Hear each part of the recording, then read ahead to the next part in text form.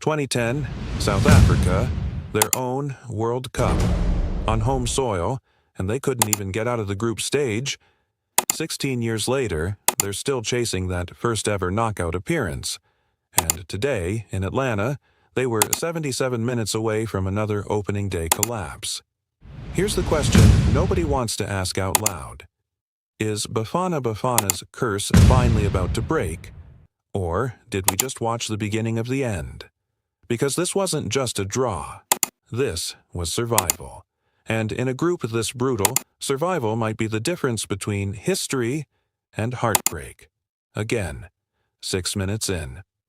That's all it took for Czechia to draw first blood. Sadilek finishes a slick move, and just like that, South Africa is staring at déjà vu. Down early, no answer. Sound familiar? It should, because this team has lived this exact nightmare before. My honest take? For 77 minutes, this looked like a repeat of their opener. A 2-0 loss to co-hosts Mexico that already had pundits writing their obituary. But here's where it gets interesting.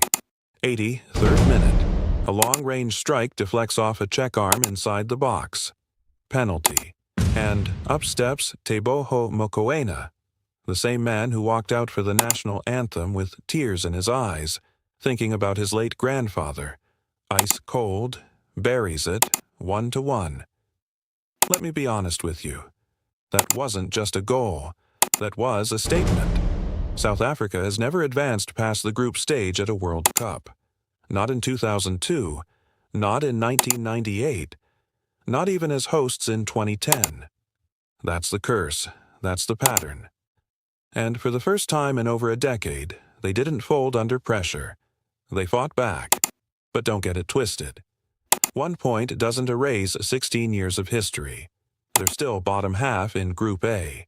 They still need a win against South Korea to have any real shot at the knockouts. The margin for error? 0. My verdict. This penalty wasn't the end of the curse. It was the first real crack in it. South Africa showed something Thursday they haven't shown in years. Composure when it mattered most. I'll say it. If Mokoena plays like this again, Bafana Bafana finally breaks through. But if they blink one more time, 2026 becomes just another chapter in the same painful story. So, tell me, does South Africa finally break the curse this World Cup, or are we watching history repeat itself one more time? Drop your prediction in the comments.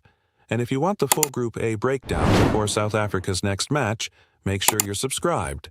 That video's coming next.